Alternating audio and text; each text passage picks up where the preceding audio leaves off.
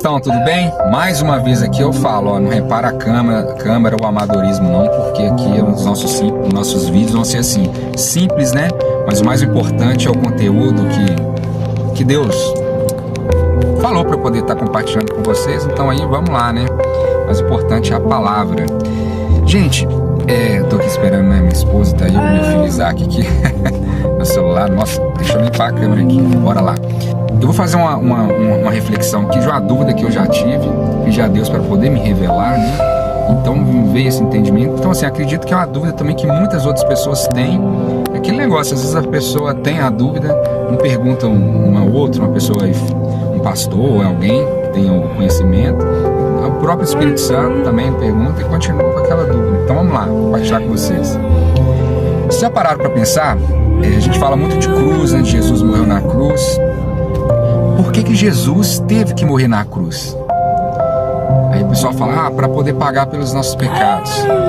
Ok, mas se Deus é o detentor de todo o poder, de toda a soberania, de toda a majestade, não bastava ele simplesmente falar assim, pronto, os pecados estão perdoados e pronto, acabou, afinal ele é dono do jogo, dono das regras, dono de tudo. Vocês já pararam para pensar nisso? E por que ele não fez? Coloca aí no comentário o que vocês acham, se concorda comigo ou não. Então vamos lá. Existe uma limitação, uma única limitação que Deus tem, que é o quê? Deus, ele não pode contra a si mesmo. Deus, ele não pode contra si, contra a sua palavra, então, ou seja, contra a sua essência. Então, se Deus é amor, não há como Deus fazer maldade. Se ele é fiel, não há como ele agir com infidelidade.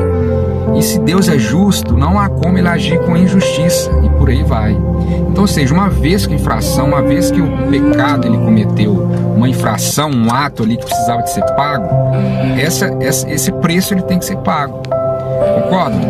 Antigamente havia a expiação dos pecados através dos animais, o cordeiro, né? Que teria que ser um cordeiro puro, sem máculas, teria que ter todo um conjunto de regras ali.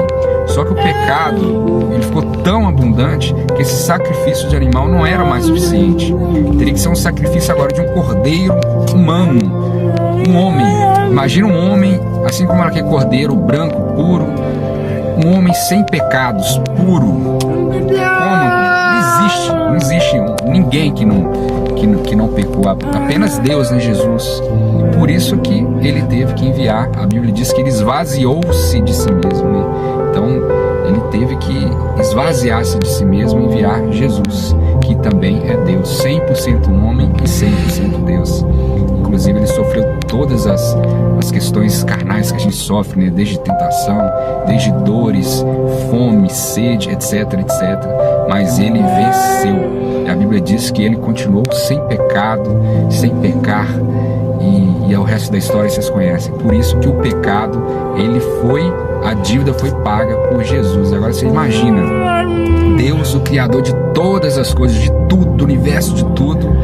E imagina assim, naquela infinitude. Eu vi um vídeo esses dias, eu fiquei vendo assim, uma pessoa sentada na grama, de repente foi subindo assim a câmera, aí apareceu as nuvens, daqui a pouco o planeta, a constelação e a galáxia, aí foi sumindo.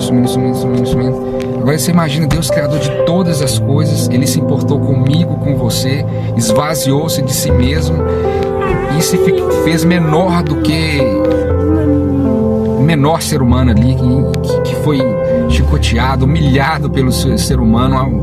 Imagina isso, Deus sendo humilhado por conta para poder pagar um preço para mim, para você. Não existe amor igual esse, não existe. Então a mensagem da cruz é essa. Espero que vocês entendam, né? E por isso que é um preço muito caro que foi pago lá. Por isso que a gente tem que requerer os benefícios da cruz. Amém? A esposa chegou ali. Beijo pra vocês. Demorei, né, Kim?